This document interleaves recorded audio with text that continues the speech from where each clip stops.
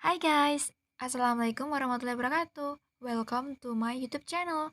Perkenalkan, nama saya Anissa Hanifah, Prodi Pendidikan Ekonomi 4B dari Universitas IFET Semarang. Tapi sebelum lanjut, gak ada salahnya dong kalian untuk subscribe, like, comment, and share. Ilmu sejarah kuda lumping. Kuda lumping adalah seni tari yang dimainkan dengan properti berupa kuda tiruan yang terbuat dari anyaman bambu atau kepang.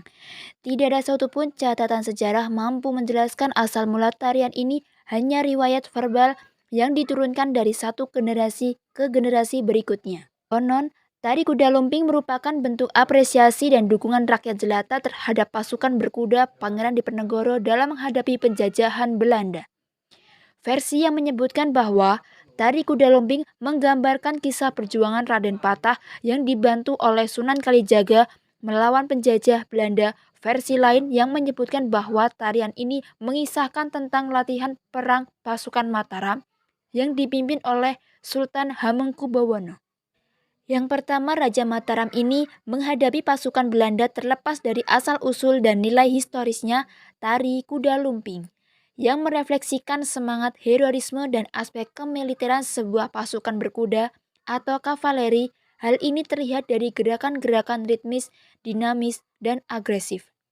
Kesenian kuda lumping populer di masyarakat daerah Jawa Timur seperti Blitar, Malang, Tulung Agung, dan sekitarnya. Gelaran pentas dari tari kuda lumping ini biasanya ditampilkan pada acara-acara tertentu seperti penyambutan tamu kehormatan dan juga acara-acara syukuran atas doa yang dikabulkan oleh Yang Maha Kuasa. Kuda lumping seringkali dikaitkan dengan makhluk halus dalam atraksi-atraksi supranatural dan berbau magis. Contohnya, makan kaca, makan bara api, berjalan di atas pecahan beling, dan mengangkat benda berat, disayat pisau, dibacok dengan golok sampai menari dalam keadaan kesurupan. Jika dilihat dari permainannya, pada saat pertunjukan kuda lumping, para penari seolah-olah memiliki kekuatan yang besar dan terkesan memiliki kekuatan supranatural pada pementasan kuda lumping. Kuda lumping diiringi oleh musik seperti kendang, gong, gamelan pelok, kenong, dan selompret atau trompet khas kuda lumping. Tetapi ada juga grup kesenian kuda lumping ini lebih memodernisasi peralatan musik seperti menambahkan drum, gitar elektrik, dan bass elektrik.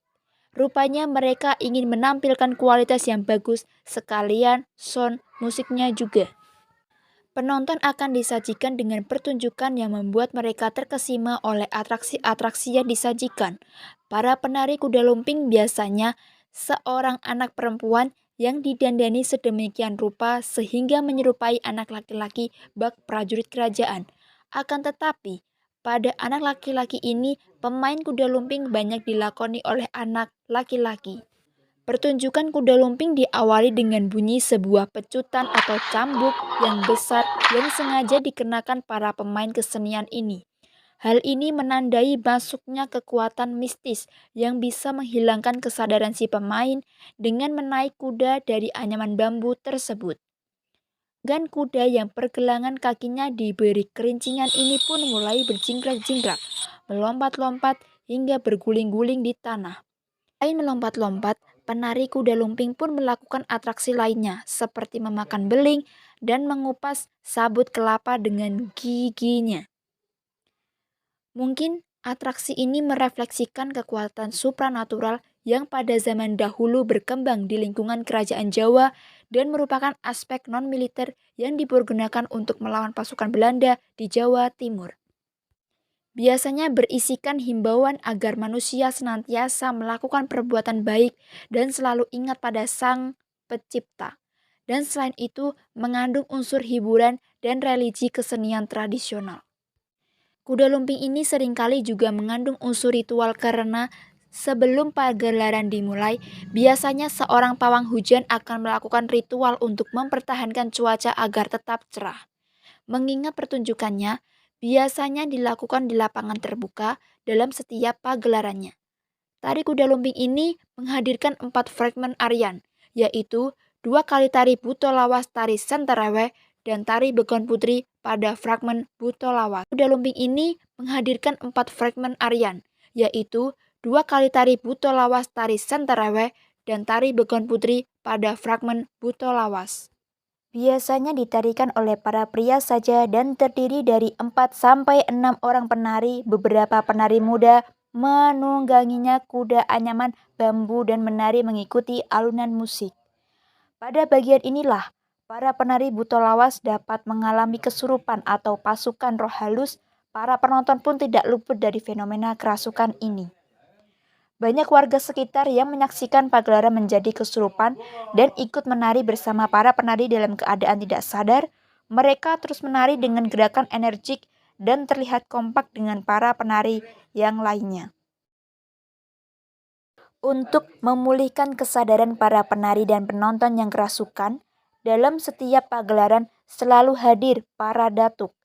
Para datuk yaitu orang yang memiliki kemampuan supranatural yang kehadirannya dapat dikenali melalui baju serba hitam yang dikenakannya. Para datuk ini akan memberikan penawar hingga kesadaran para penari maupun penonton kembali pulih. Pada fragmen selanjutnya, penari pria dan wanita bergabung membawakan tari santerewe. Pada fragmen terakhir, dengan gerakan-gerakan yang lebih santai, 6 orang wanita membawakan tari begon putri yang merupakan tarian penutup dari seluruh rangkaian atraksi tari kuda lumping. Itulah sedikit ulasan tentang sejarah kuda lumping. Semoga video ini bermanfaat. Sekian, bye-bye. Wassalamualaikum warahmatullahi wabarakatuh.